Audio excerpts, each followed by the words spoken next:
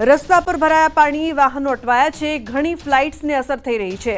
Underbridge પાણીમાં, ઘણા વિસ્તારમાં કલાકો સુધી વીજળી ડૂલ થઈ છે।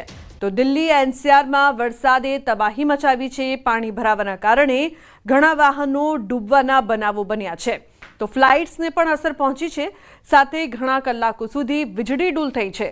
ભારે વરસાદ બાદ દિલ્હી પાણી થયું છે। દિલ્હી એનસીઆરથી હરિયાણા અને પશ્ચિમ યુપી સુધી તોફાનના કારણે મધ્યરાત્રિથી હવામાન બદલાયું છે। તો દિલ્હી નોઈડાથી ગાઝિયાબાદ સુધી જોરદાર પવન ફૂંકાયો છે। રવિવારે સવારે દિલ્હી એનસીઆરમાં ભારે વરસાદ પડ્યો।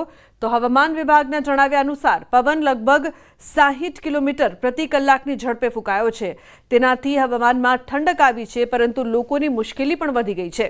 દિલ્હીમાં ઘણી જગ્યાએ રસ્તાઓ પર પાણી ભરાઈ ગયા છે। રોડ પર કેડસમા પાણી ભરાતા ઘણી જગ્યાએ વાહનો ફસાવાના બનાવો પણ બન્યા છે। સાથે દિલ્હી એરપોર્ટ પર ફ્લાઇટ્સ પ્રભાવિત થઈ છે। શનિવારે યુપી, બિહારમાં વરસાદ પડ્યો હતો।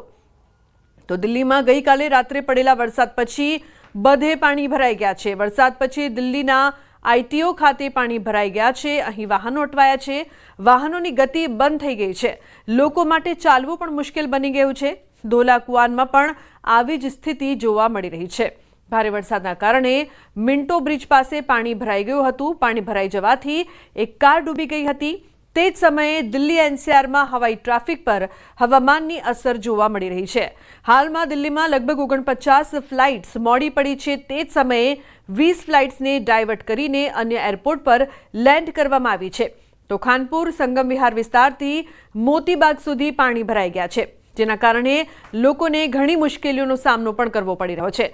વાવાઝોડાની સાથે ભારે વરસાદના કારણે દિલ્હી પાણી થઈ ગયું છે। તો મિન્ટો રોડ, મોતીબાગ અને દિલ્હી એરપોર્ટ ટર્મિનલ 1ના રસ્તાઓ પર પાણી ભરાઈ જવાથી પૂર જેવી સ્થિતિ સર્જાઈ છે।